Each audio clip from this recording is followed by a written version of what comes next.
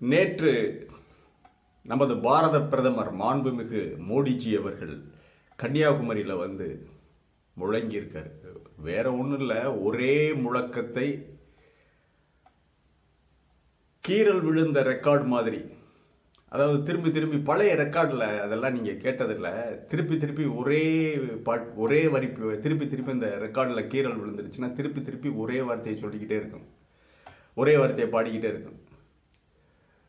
அந்த மாதிரி கீறல் விழுந்த ரெக்கார்டாக ஹம் மோடி கா கேரண்டி ஹே, ஹம் மோடி கா கேரண்டி ஹே. என்ன பெரிய கேரண்டி கொடுத்து கழிச்சது தெரியாது எங்களுக்கு. கொடுத்த கேரண்டியெல்லாம் என்னாச்சு? 15 லட்சம் என்னாச்சு? கேஸ் வள குறைப்பு என்னாச்சு? எல்லாம் திருப்பி திருப்பி பேசுறதுக்கு கேவலமாக இருக்குப்பா. இதைத்தான் பேச போகிறோம். என்ன கேரண்டி இவர் கொடுத்தாரு?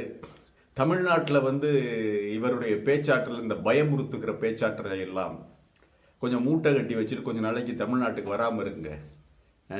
அந்த பிள்ளை ஊட்டியெல்லாம் ஒழுங்காக சாப்பிடு, இல்லாட்டினா பூச்சாண்டியை பார்த்தது மாதிரி மிரண்டு கிடக்கு.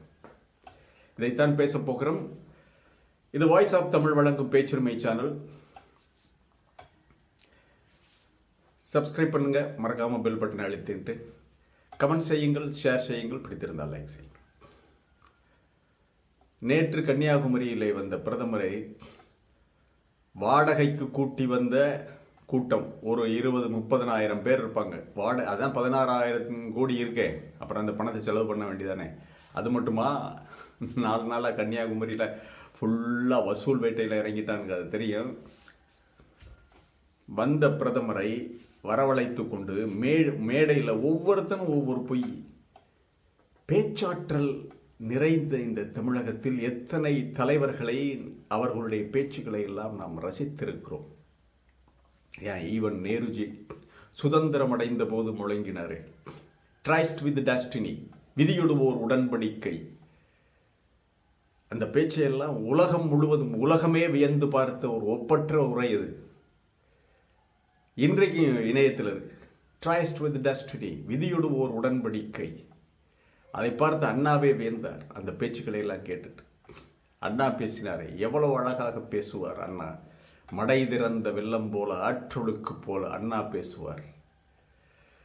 சட்டம் ஒரு இருட்டறை, அதில் வக்கீலின் வாதம் ஓர் அகல் விளக்கு. தம்பி வா தலைமையேற்கவா, மாற்றான் தோட்டத்து மல்லிகைக்கும் மனமுண்டு. ஒரு தாய் பெற்றெடுக்க முடியாததால் 1000 தாய்மார்கள் பெற்றெடுத்த அன்பு உடன்பிறப்புகளே என்பார் அண்ணா. இதெல்லாம் சொல்லி கொடுங்கப்பா மோடிக்கு.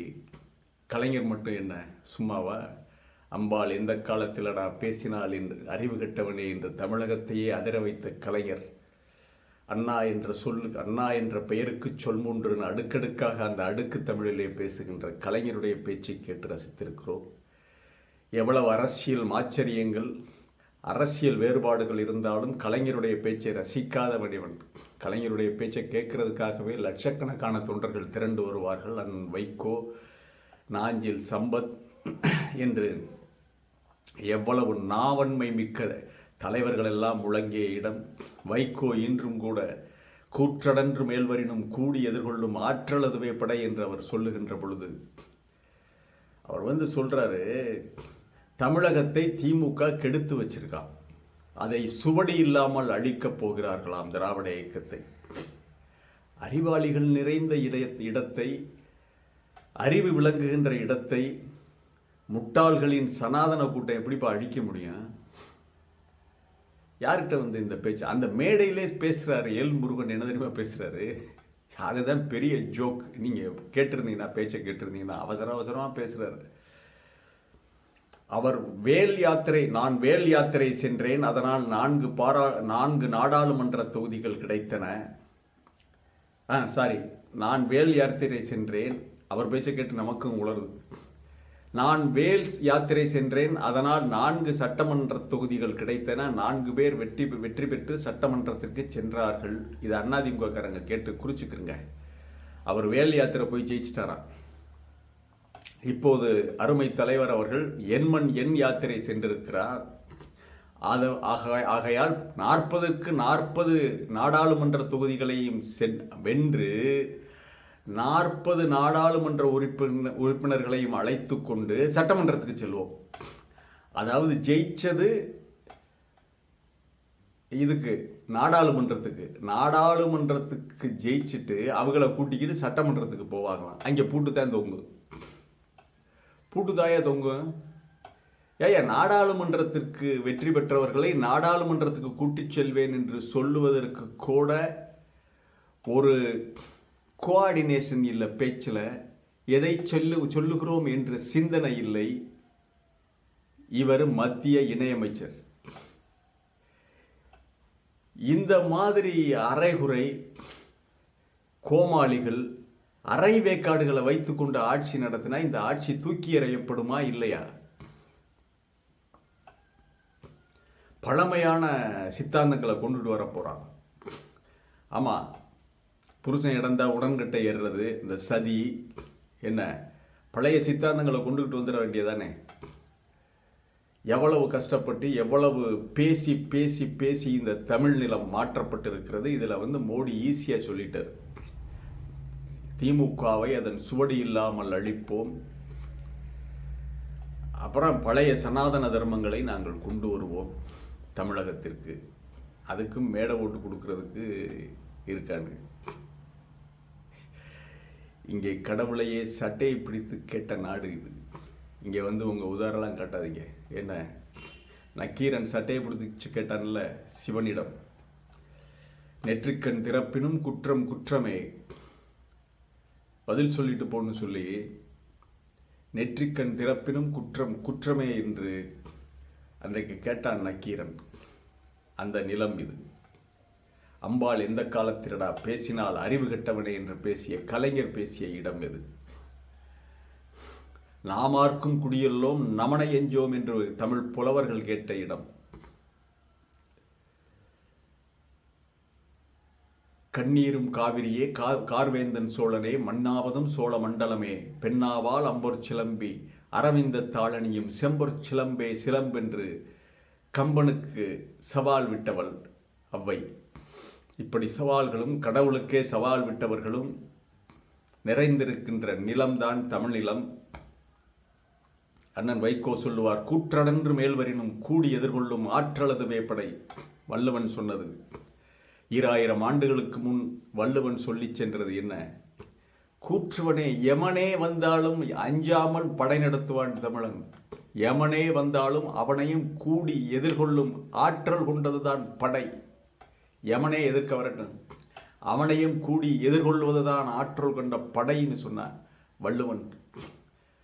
இப்படியெல்லாம் கடவுளை கொஞ்சம் கூட பொருட்படுத்தாமல் திட்டுறது வைகிறது, இதெல்லாம் தமிழ்நாட்டில் தாயா. அவர்கள்தான் பெயர் வாங்கி இருக்கிறார்கள். அப்படி திட்டியவர்கள்தான் வெளியுலகத்திற்கு காட்டப்பட்டிருக்கிறார்கள். இங்கே வந்தெல்லாம் நீ சாமியார்த்தனத்தை எல்லாம் காட்ட வேணாம். நீங்கள் இந்த PS வீரப்பான்னு ஒரு வில்லன் இருந்தார், அடைந்தால் மகாதேவி இல்லையேல் மரணதேவின்னு. கரெக்டாக அந்த வில்லனுக்கும் மோடிஜிக்கும் எந்த ஒரு வித்தியாசமுமே இல்லை. ஹம் மோடிக்கா கேரண்டி. வேற சொல்றதுக்கு ஒன்றும் தெரியல, சொல்றதுக்கு எதுவுமே தெரியவில்லை. செய்திருந்தால் அல்லவா சொல்லலாம். நாடே சிரிக்குது, உலக நாடுகளே காரி துப்புது. 16,500 கோடி ரூபாய் நீங்கள் எலக்டோரல் பாண்ட் வாங்கிய விதம், ஒவ்வொரு கம்பெனியையும் ED ரெய்டு விட்டு மிரட்டி பணம் வாங்கிய லட்சணம் உலகம் முழுவதும் தெரிந்து போய்விட்டது. உலகம் காரி துப்புகிறது. அங்கே இருக்க முடியல, அதனால பொழுதுபோகலைன்னு இங்கே ஓடியாந்துடுறாரு. அதுக்கு ஒரு மேடையை போட்டு கொடுத்துட்றாரு நம்ம அண்ணாமலை.